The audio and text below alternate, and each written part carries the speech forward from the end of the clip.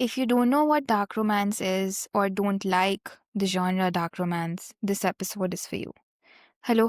Welcome to Shreya Reads, the podcast where we talk about books from different genres and help you pick your next read. Today I have Manya with me. Hi Manya, welcome to the show. Tell me about yourself as a person, as a reader. I'm Manya. I'm 19 years old. I'm currently doing English literature from Delhi University Ramjas College. I'm in second year right now.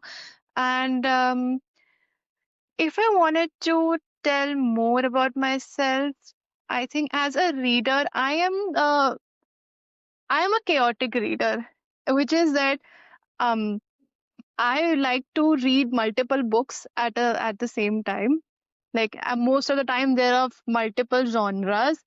I try to align them, but I have this weird habit that I cannot focus on a single book at a single time. So that's what I call myself, a chaos reader with absolutely no um like organizing at all.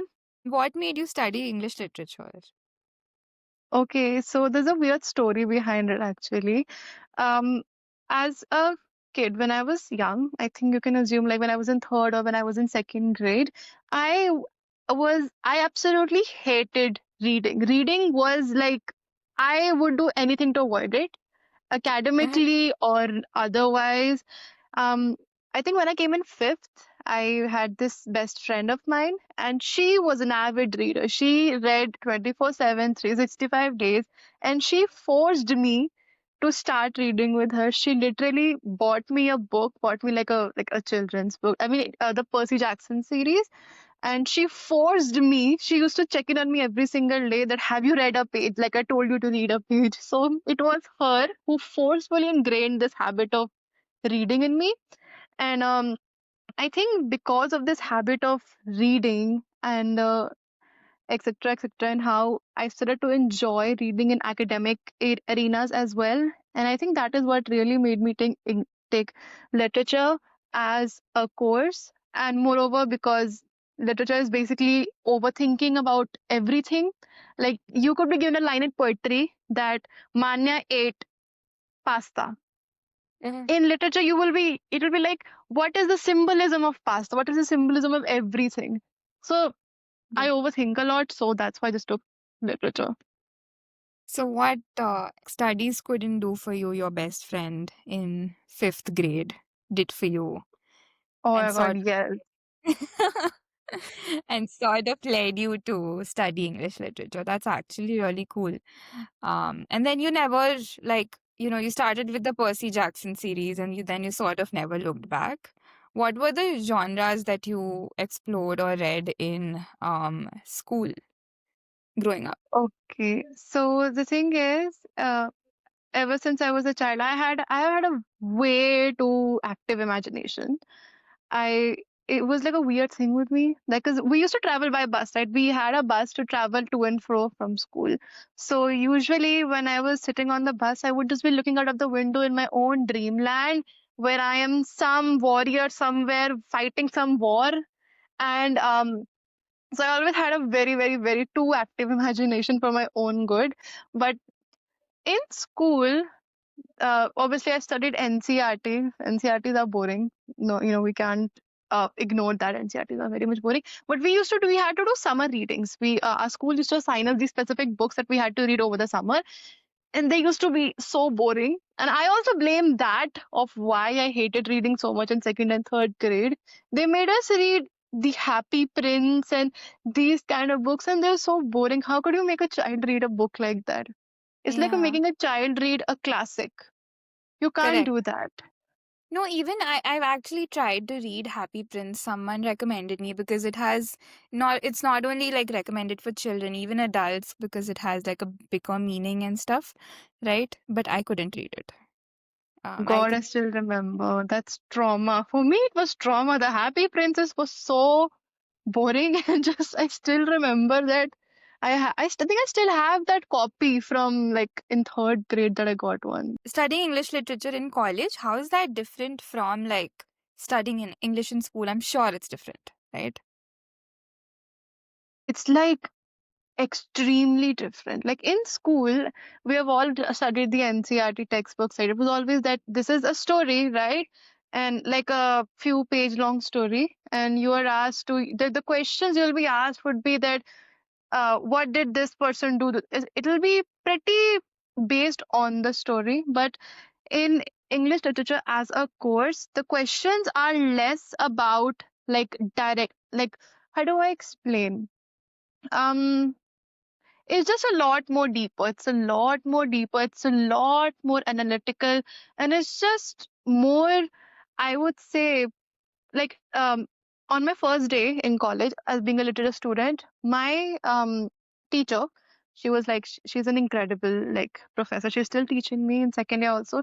She told us that in English literature, like in other courses they teach you specific subject. In science they'll teach you this. In math they'll teach you this, but in English literature you are taught to think. And that is very much true, because we don't just study text. Like we, like for example, we're studying Jane Eyre right now. We're not just studying Jane Eyre, we're studying the historical context of Jane Eyre. We're studying the psychological behavior of the author that led her to write Jane Eyre. Then we're also studying what is the social critique in Jane Eyre, what are the poetic devices used in Jane Eyre. So it's not just the text, it's the historical context, the psychology, it's a lot, much vast than compared to school, English. Yeah, and I guess I would think so. The reason I asked this question was because I would think that you study a lot of you're taught to think about the different interpretations of a sentence, right? Like in like symbolism, for example, like Manya ate pasta. Like what does pasta represent? Why would Manya eat pasta? What time of the day it is?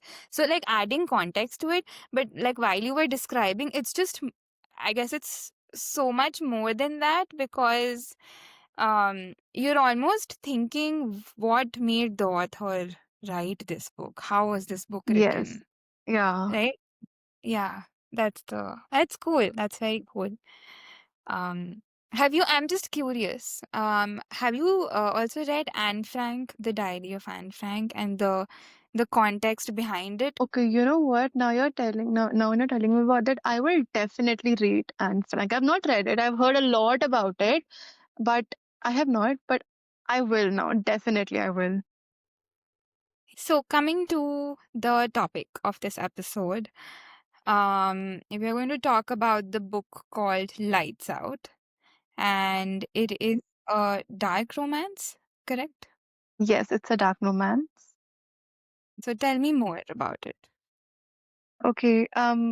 First perspective. I know it sounds a little like why is a literature student who literally studies classics talking about dark romance, which is considered as a pretty narrow genre, or a genre which is just a bunch of smut, but it is not that. And in fact, I would say my choice of course is actually what drew me to dark romance. Dark romance as a genre, if I would have to explain it, Mhm. is that we as humans naturally have certain things we have an aversion to instinctually, and certain things we are drawn to. One of these things that we are naturally drawn to is the things like romances, relationships, love. These things are naturally in our instincts, whereas things such as trauma, or just like almost like this, the shadow side of human beings, are something we are naturally averse to.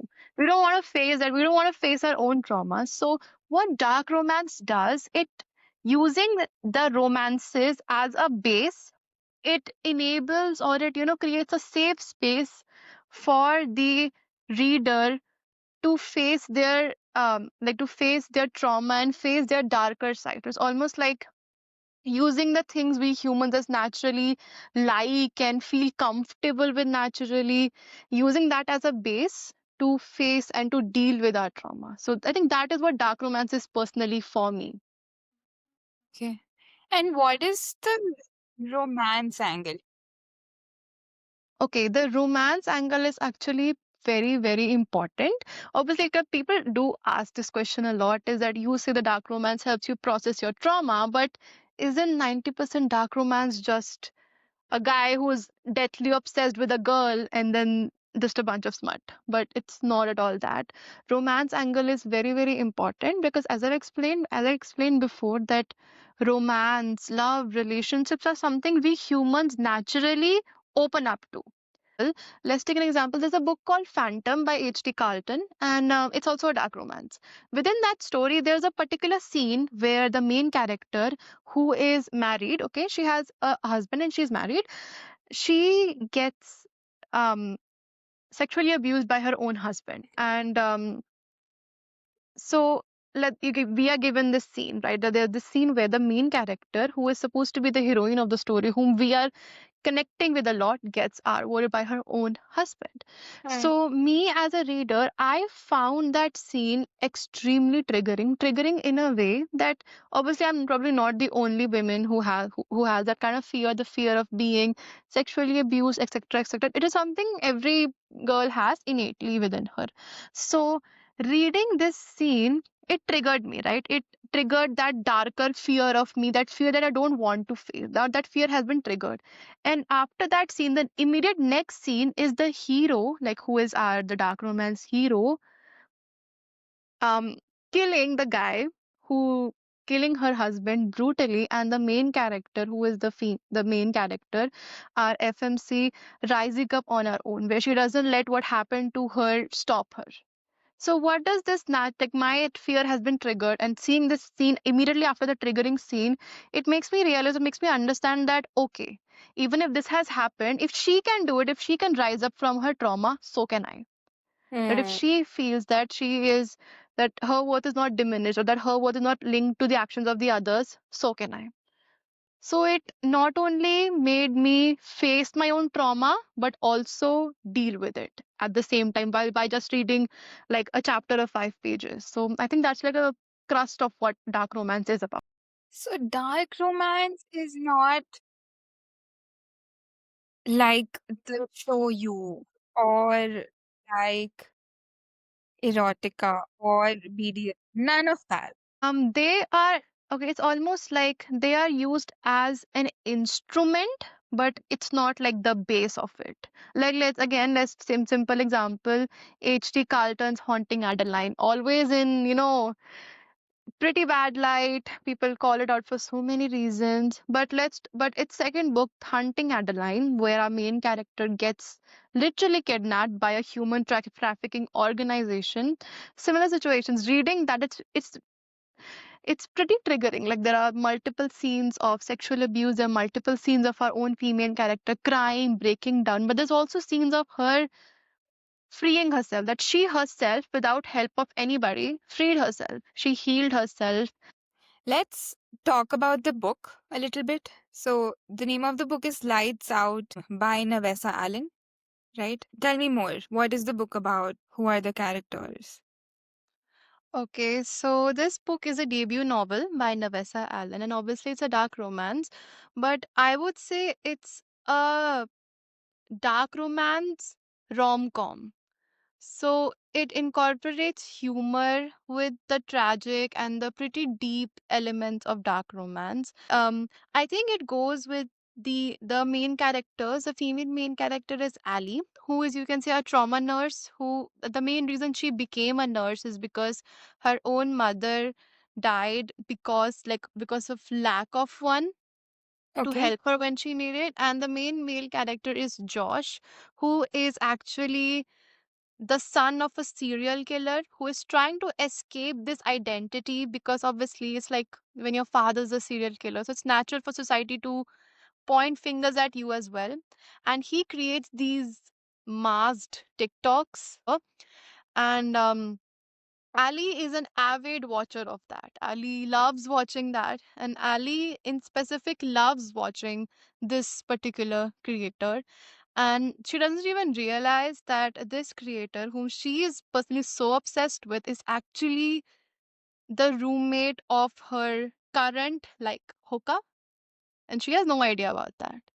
And so what happens is that Ali one day sends her like this hookup a text about, explaining that, like, I want you to wear like masks and all while we do it next time.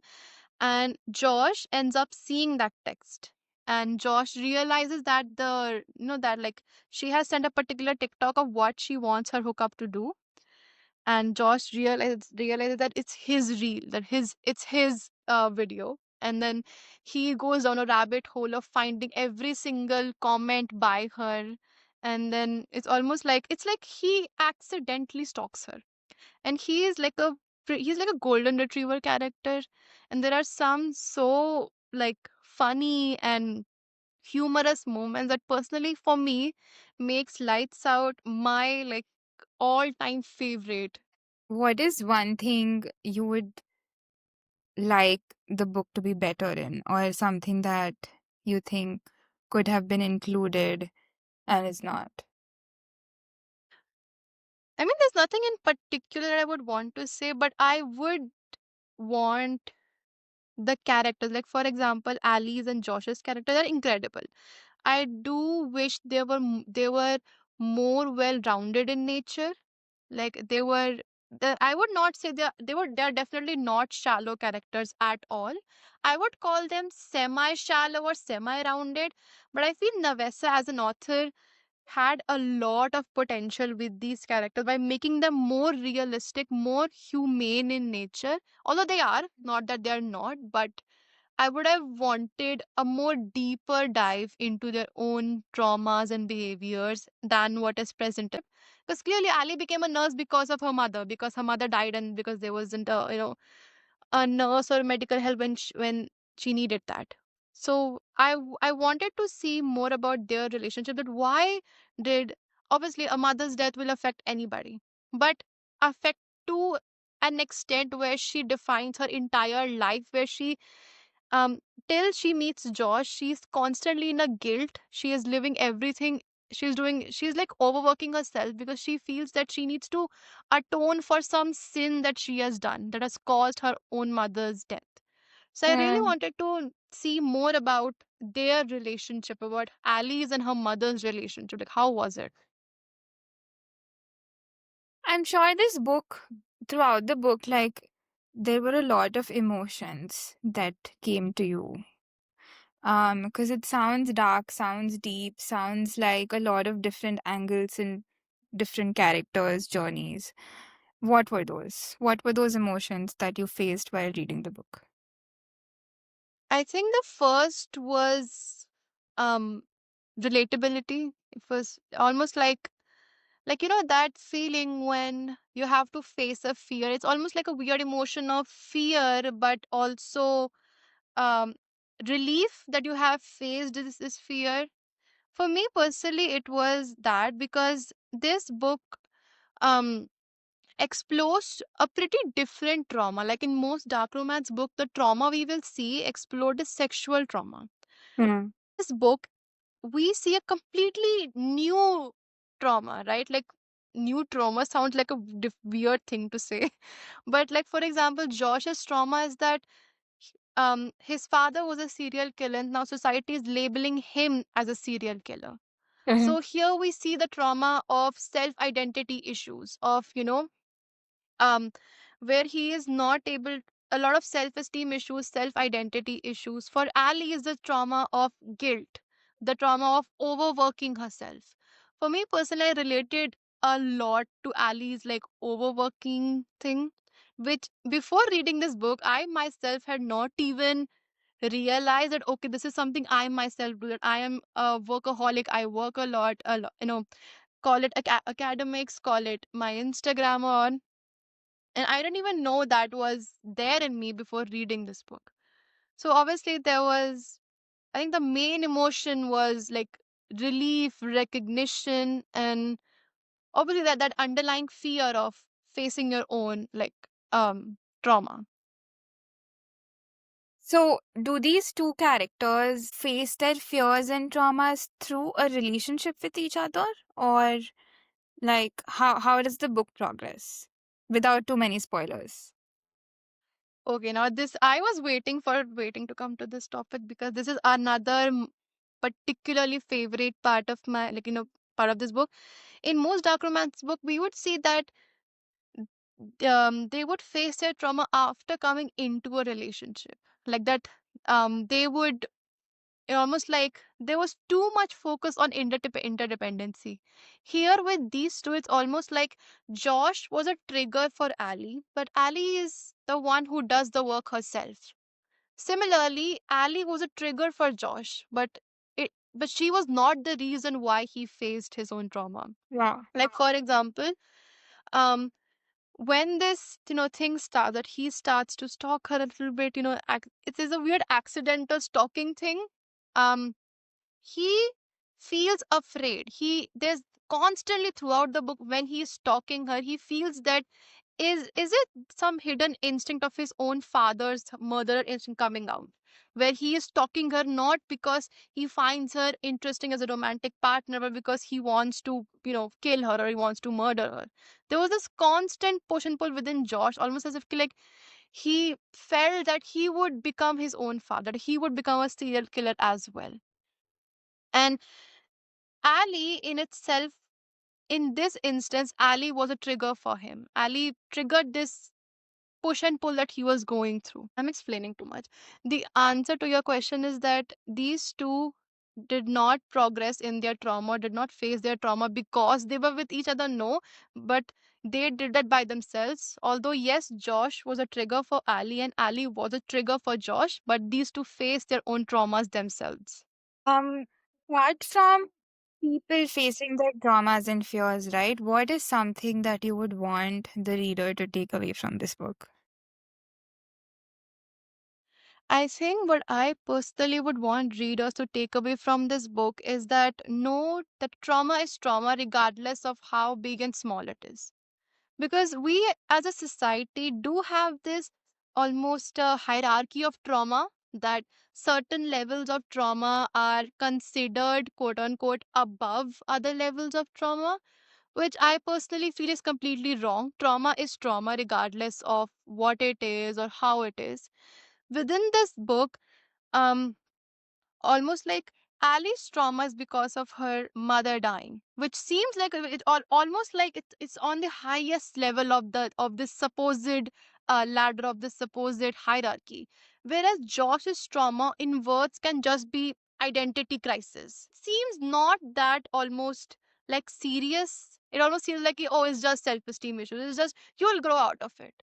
But within this book, both the traumas are treated equally. Josh is not labeled off as that his trauma is too weak. Both of them are labeled as equals.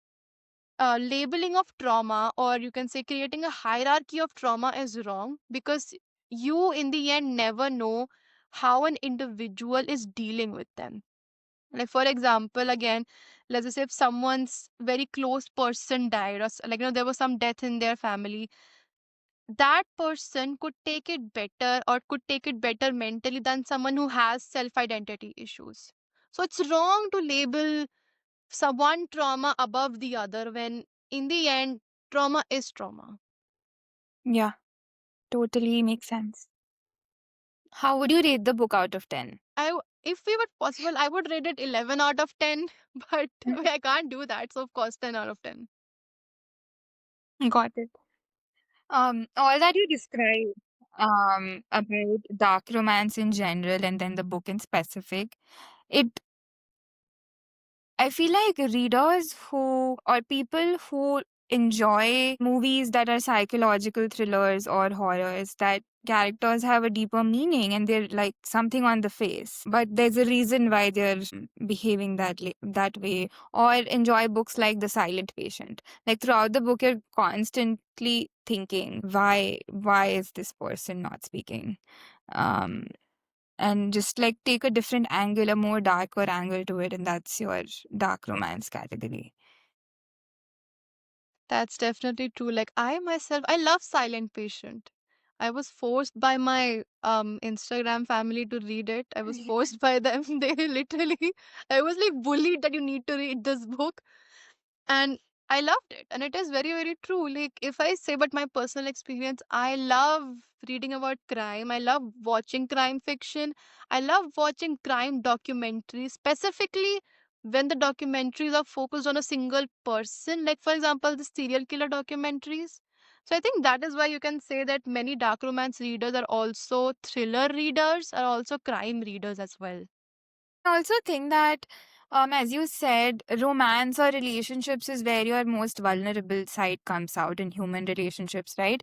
And to explore such introspective themes, r- relationships is the easiest place to go. And you can only do that if you portray the characters in their most vulnerable state. That is very true. Dark romance is almost like it provides a safe haven, it provides a safe area where an individual, because in the end, it's just you and your book. All right. Whom would you recommend this book to? Um, I would say I would recommend this book to anyone who has ever who has self-esteem issues, who have self-identity issues, who have felt that they're not beautiful enough, that they are not capable enough, that that you know this that they will never be enough. If you're someone who has this feeling or who has felt like that or who has this particular trauma, because again, sad to say, in Indian households, a lot of trauma begins within the home itself. When we began talking about this book, like before this recording, when we decided that we're going to talk about this book, I think I did not expect this. Right, this is not what I was expecting to hear from you at all.